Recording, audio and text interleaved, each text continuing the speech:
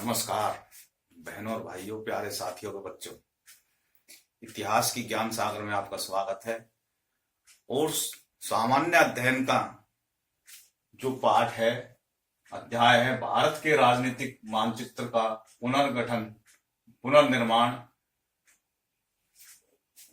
उस पे हम आगे जो है उसको बढ़ाते हैं। पहले वीडियो में हमने उसका इंट्रोडक्शन दिया था और इस वीडियो में हम इसको उससे आगे बढ़ाते हैं।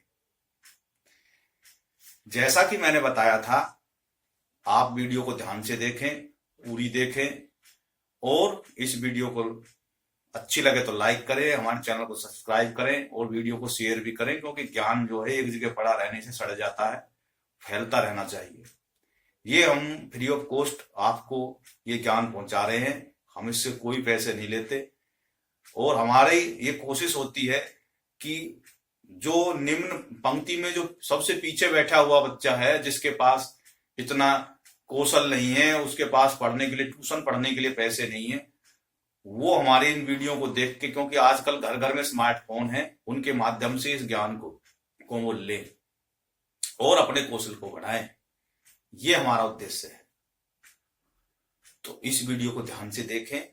ये हम इस पाठ को विस्तार से समझाएंगे, गहराई से इसको समझाएंगे, रटाने की कोशिश नहीं करेंगे। तो इस वीडियो में हम बता रहे हैं कि इस पाठ का शुरुआत मैंने बता दी थी कि वे इंट्रोडक्शन उसमें ऐसे है। अब इसमें शुरुआत हुई है एक टाइमलाइन के माध्यम से। टाइमलाइन दे रखी है इसमें अध्याय में, जो 1200 ईस्वी से लेके और 1498 तक के कालखंड के बारे में जितने भी घटनाएं घटी, जो नए वंश स्थापित हुए, उनके बारे में इसमें इस टाइमलाइन में बताया गया है। और इस समय को भारत के इतिहास में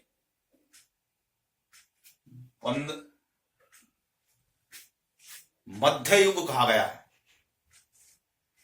मध्यकाल कहा गया है। और ये भारत के इस एरिया को मध्यकाल कहा गया है, लेकिन ये इस मध्यकाल पे भी विवाद है, इसमें बताया गया अध्याय में। क्योंकि जो यूनान के जो एरिया है, वहां पे भी ऐसा ही समय चला हुआ था और उसके बाद में वहां पे वैचारिक परिवर्तन हुआ और उसमें पुनर्जागरण काल फिर शुरू हुआ। तो इसी प्रकार से यह भारत में भी ये मध्यकाल था और उसके बाद में यहाँ पे आगे परिवर्तन होने लगे। तो अब ये जो 1198 तक का जो कालखंड था, उसमें क्या क्या टाइम लाइन पे बताया है, समझाया गया क्या क्या हुआ। तो इसमें बताया गया है कि जो 1200 ईस्वी में मैंने बताया था, 1192 ईस्वी में दिल्ली के जो उस समय के सम्राट थे पृथ्वीराज चौहान, उनकी मोहम्मद गोरी से युद्ध हुआ और उसमें पृथ्वीराज चौहान 1192 ईस्वी में वो परास्त हो गए। और 1206 में ये जो है रामलाल खोकर थे, उन्होंने लाहौर में मोहम्मद गोरी को भी निस्तेनाबूद कर दिया। ये क्योंकि मैंने बताया था कि उस समय के जो यहाँ के जो छत्री जो राजा थे, वो पहले ही निपट चुके थे अपने अपने विवाहों के और गौणों के चक्कर में।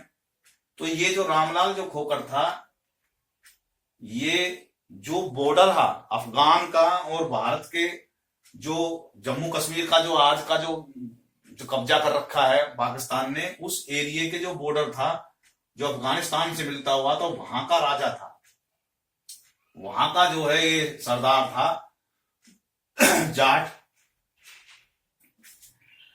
और उनकी पृथ्वीराज चौहान से भी रिश्तेदारी थी। जैसे उनको पता पड़ा कि ऐसे ऐसे घटना घट गई है और इसने उन पे हमला कर दिया है, तो उसका खून खोल गया और वो ताक में था कि कैसे ही मुझे मिल जाए मोहम्मद गोरी, तो मैं उसको निपटा दूं। तो रामलाल खोकर ने 1206 में ही उसको निपटा दिया।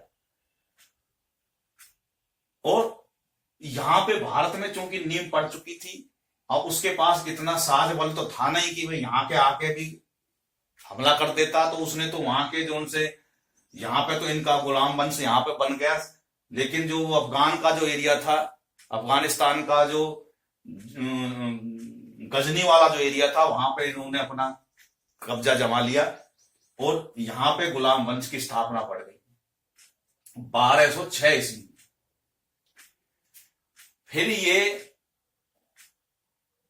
क्योंकि इस कालखंड में ये ऐसी चलता रहा और 1320 ईस्वी में आके एक नए राजनीतिक मानचित्र का उदय हुआ और मेवाड़ का जो राज्य था उसका पुनर्स्थापना हो गई। मैंने बताया था वे छोटे बच्चे थे और उनको संभलने में मौका मिला और 1320 ईस्वी में स्थापना हो गई यहाँ पे राजस्थान के मेवाड़। उसके बाद में उसी कालखंड में एक और घटना घटी, विजयनगर साम्राज्य की स्थापना हुई दक्षिण भारत में 1336 ईस्वी में। और 1360 जो है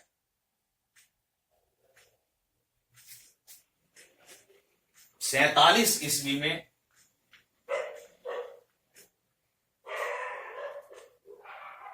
दक्षिण भारत में ही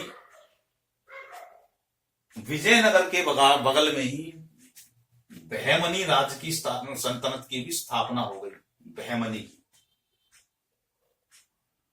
और 1398 ईस्वी में जो दिल्ली पे तैमूर एक विदेशी था उसने हमला किया। जो तैमूर था वो लुटेरा था, वो विजय, अपने आप को विश्व विजेता साबित करना चाहता था। वो जगह जगह पे अपने लड़ाकों को साथ में आता था और बर्बर तरीके से कत्लेआम मचाता था, लूटपाट करके चला जाता था। तो इन सब घटनाओं को देखते हुए जो भारत के, जो यहाँ के दिल्ली के आसपास के जो जाट कम्युनिटी थी और भी जो बिरादरी थी, उन्होंने पंचायत करी। उन्होंने कहा भाई ये तो जीना आराम है, कदियो आके ये भी आ जाते हैं, हमला कर देते हैं, हम किन किन से निपटे। तो उन्होंने संगठन तैयार किया और अपने लड़ाके तैयार करे। उन्होंने कहा जब भी ये इधर से, क्योंकि यहीं से सोनीपत, पानीपत और इधर से कुरुक्षेत्र, इधर से निकलते हुए पाकिस्तान वाले, लाहौर वाले इस एरिया से निकल के गलियारे से आते थे। तो ये एरिया बीच का जो होता था, हिसार से इधर का से लगते हुए एरिया, ये बड़े इन, क्योंकि ये इधर से निकल के आते थे और वे कत्लेआम मचाते हुए आते थे। तो उन्होंने सबने पंचायत करी और उनको अपने प्रशिक्षण दिया और कहा कि भाई हमें और किसी से लड़ना झगड़ना नहीं है, क्योंकि यहाँ तो ये राजा बन गए, इनसे तो हम क्या वो करें, लेकिन ये बाहर से जो आते हैं हमको नुकसान पहुंचाते हैं, इनको हम सबक सिखाएंगे।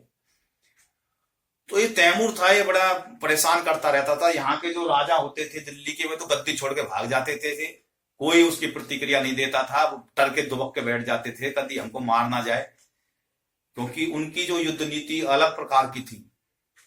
अचानक हमला करते थे वे। और ये जो है उनकी रक्षा करने के लिए कोई था, तो जो किसान थे उन्होंने सबने मिलकर फौज बनाई अपनी। उन्होंने कहा जब भी ऐसी स्थिति हो तो हमने इकट्ठे हो जाना और उनको रास्ते में सबक सिखाएंगे। तो जब ये लूटपाट करके यहां से निकल के जा रहा था और गर्दा काटता हुआ जा रहा था, तो उस समय पे तैमूर लंग था, उसको हरवीर गुलिया एक जो है योद्धा था, उसने इतनी जोर से भाला मारा तैमूर के छाती में। हालांकि हरवीर गुलिया भी शहीद हो गए उस दौरान। कहते हैं कि उसको भी, उसके इतने ज्यादा उसके पास तलवारबाजी उसके हुई और उसके शरीर में इतने भाले मारे तैमूर लंग के लड़ाकों ने। हरवीर गुलिया तो शहीद हुआ, लेकिन उसने उसके तैमूर लंग के कवच को भेदते हुए और इतना तगड़ा जोर से भाला मारा, उसके आर पार शरीर में से हो गया और उसकी घायल अवस्था में से तैमूर लंग यहां से भाग गया और वहां जाके उसका आगे जाके वे अल्लाह को प्यारे हो गए और तब जाके फंद कटा वो तैमूर से, हरवीर गुलिया ने उसको निपटा दिया। यहाँ के जो राजा थे, जो अपने आप को राजा बने हुए बैठते थे, गुलाम वंश वाले बेट, वो जो है इनके सामने जो लड़ाके आते थे, वो अपनी गद्दी छोड़ के भाग जाते थे। तो यहाँ के जो ये जाट किसान थे, इन्होंने ही उनको निपटा दिया, तैमूरलंग को। आगे इन्हीं में ही कुतुबुद्दीन था, 1206 में कुतुबुद्दीन के इन्होंने आगे जो राज करा। तो ये भी यहाँ पे इस्लाम की संस्थापना करते फिरते थे। तो जटवान मलिक से उलझ गया, और जटवान मलिक ने इतना इसकी कुटाई करी कुतुबुद्दीन की, ये भी उन्होंने रोके, यहाँ से मैं तेरी काली गऊ, मुझे छोड़ दो, यहाँ से भाग के गया, भाग जाए यहाँ से, हाथ से आंधा मत आना। तो ये जटवान मलिक ने भी इनका उस समय पर मुकाबला करा और कुतुबुद्दीन को खूब कुटाई लगाई। तो ये कहना कि भाई यहाँ पे जो है, क्योंकि वो इनका जो स्वभाव था, तो कृषक थे, किसान थे, उनका राजकाज करने से क्या मतलब। नहीं भाई, हमारे यहाँ आके परेशान करने की कोशिश करी तो हम नहीं देखेंगे कौन सुल्तान है, तो किसका अपने आइडिया का होगा सुल्तान, हम तो उसको रगड़ देंगे। खूब कुटाई लगाई उसकी कुतुबुद्दीन की। तो फिर उसके बाद में इनके यहाँ नहीं झांका हो, और इनको बाद में कहा भाई बहुत बढ़िया योद्धा है, तो हमारे यहाँ से फौज में भर्ती हो जाना, हमें ना लेने, तेरी फौज बहुत से लेना देना।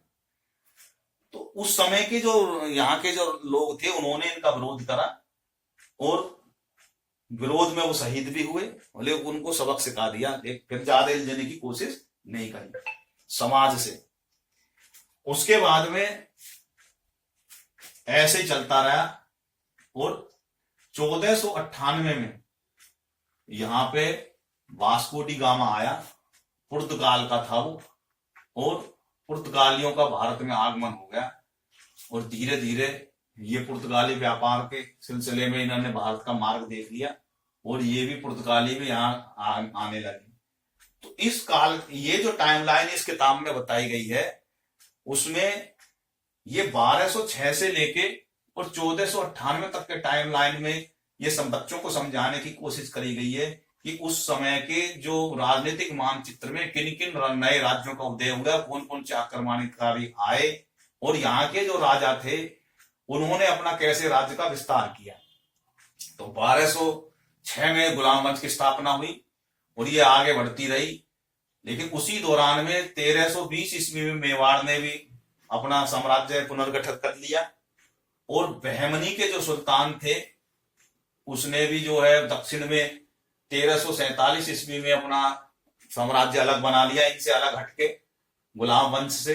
और विजयनगर में जो है कृष्णदेव राय जो थे, उन्होंने भी अपना 1336 ईस्वी में अपना साम्राज्य स्थापित कर लिया, और पुर्तगाली 1498 में भारत आ गए। अब इस अध्याय में जो वर्णित कालखंड है, उसमें भारतीय इतिहास के मध्यकाल का उत्तरार्ध कहा जाता है। जो मध्यकाल चल रहा था उसका उत्तरार्ध था, ये उतरता हुआ क्रम था। मध्यकालीन जो है दो काल के बीच में है, जो मूलतः यूरोपियन इतिहास, जो सामान्य रोमन साम्राज्य के पतन हो गया था 5वीं शताब्दी से लेके और पुनर्जागरण तक प्रयुक्त होता है। तो ये 14 से 16वीं शताब्दी के बीच में यूरोप में सांस्कृतिक पुनर्स्थापन, ग्रीक और रोमन कला और साहित्य में जो है अन्वेषण उन्होंने प्रोत्साहित किया था।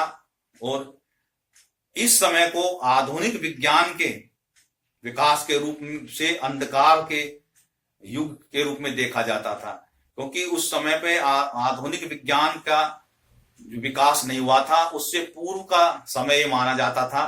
जो आज का आधुनिक जो विज्ञान बना है, साइंस टेक्नोलॉजी है, वो इतनी चरम पे नहीं थी टेक्नोलॉजी। और अपने पुराने परंपरागत तरीके से हथियारों से ही वो लड़ते थे, तलवारबाजी से, भाले से, बल्लम से, बर्छी से, और ये गोली बम बारूद नहीं थे। और इस वजह से ना कोई ये हवाई जहाज वगैरह थे, अपने घोड़े रथ से चलते थे। इसलिए इसको मध्यकाल और उस समय यूरोप में इनको अंधकार का युग माना जाता था, रूप में देखा जाता था, क्योंकि यूरोप और भारत का इतिहास भिन्न भिन्न है।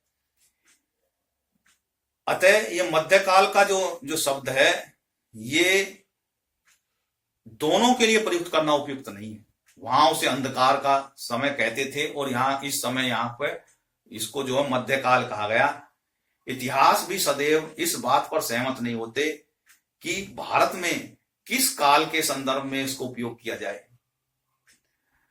हमें कभी कभी मध्यकाल का प्रयोग करना होगा, किंतु यह मूलतः 11वीं से 17वीं शताब्दी का कालखंड है। तो मध्यकाल का कौन सा इस पुस्तक में बताया गया कि जो मध्यकाल का जो प्रयोग किया गया है वो 11वीं शताब्दी से 17वीं शताब्दी तक के बीच के कालखंड को मध्यकाल कहा गया है।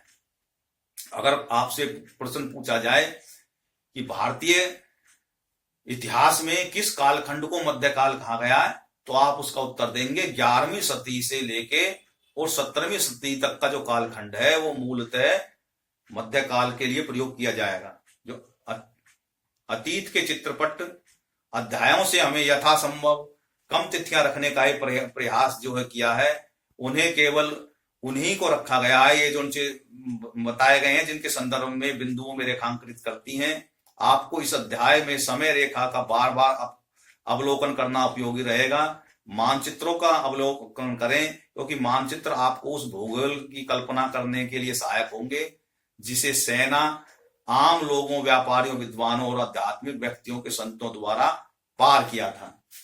तो इसमें बताया गया है कि आपको ये टाइमलाइन को बार बार को देखना रोकने की जरूरत होगी, क्योंकि उस समय के में जो है क्या क्या घटना घटी, किन किन लोगों ने, सेना ने वहां पे क्या गतिविधि करी, और व्यापारी, विद्वानों और आध्यात्मिक व्यक्तियों, संतों ने इसको कैसे पार करा, इन कालखंडों को। तो इसके बारे में आपको जो है बार बार इसका जो मानचित्र है उनका अवलोकन करना होगा। उसके बाद में जो है आगे 1520 से लेकर 1800 तक एक और टाइमलाइन इसमें बनाई गई है, जिसमें 1520 में से शुरू हुआ, 1500 से, और 1526 में पानीपत के युद्ध हुआ, पहला युद्ध हुआ, प्रथम जो युद्ध बाबर की विजय हुई और मुगल साम्राज्य की स्थापना इसमें हुई। तो इसके लिए हम एक टाइमलाइन और बना देते हैं, इसको मिटा देते हैं, एक टाइमलाइन और बनाते हैं।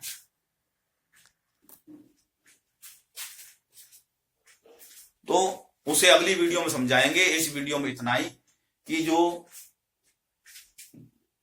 1200 से लेके 1498 तक के कालखंड में क्या कौन कौन से राज्य जो है वो हुए, विस्तार हुए, और क्या क्या घटना घटी। तो इस वीडियो में जो है इतना ही कि भाई जो मध्यकाल है वो कहां तक बताया गया, 1100 से लेके और 17वीं शताब्दी तक के काल को मध्यकाल कहा गया, इसमें बताया गया। और गुलाम वंश 1206 से लेके चलता रहा और 1526 तक जो है ये गुलाम वंश रहा। इससे आगे जो है कि जो टाइमलाइन है हम आगे बनाएंगे और उसके आधार पे अगली वीडियो में आपको इसको अध्याय को आगे बढ़ाएंगे। इस वीडियो में आप इतना ही इसको समझें, अच्छा होगा, क्योंकि ज्यादा होच-पोच करने से कोई लाभ नहीं है। अगली वीडियो में हम समझाएंगे। इस वीडियो में इतना ही। भारत माता की जय। जय हिंद, जय भारत।